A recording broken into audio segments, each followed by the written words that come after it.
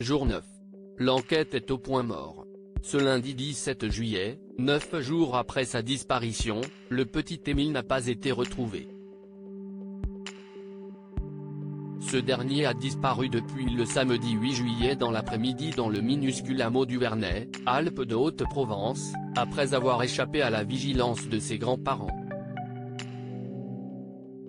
Les bâtiments du village ont été visités, une vingtaine de personnes ont été entendues et des dizaines d'hectares ont été ratissés. Et alors que les opérations de ratissage sont actuellement en cours, le média Le Figaro a révélé que les autorités ont recours à un nouveau logiciel, Anacrim. Ce dernier, réputé très performant, a été créé dans les années 1970 et est utilisé en France depuis 1994.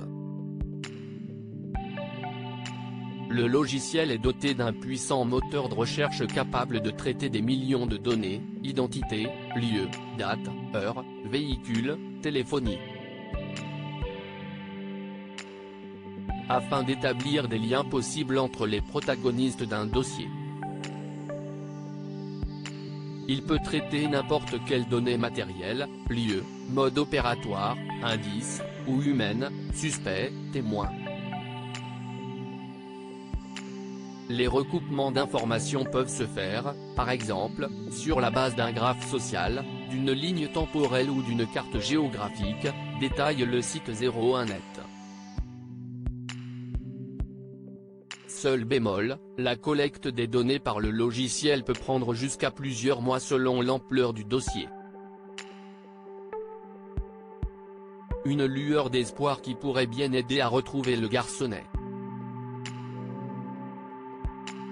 L'utilisation du logiciel a relancé l'affaire du petit Grégory. Ce n'est pas la première fois que le logiciel Anacrim est utilisé pour élucider une disparition. Retour en 2017, où Anacrim s'était fait une réputation en 2017, après avoir permis de nouvelles avancées dans l'enquête sur la mort du petit Grégory Villemain, 32 ans après les faits.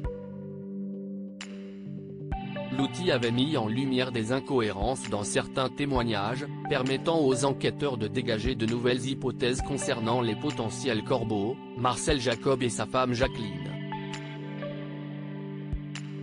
Crédit photo, BFM TV.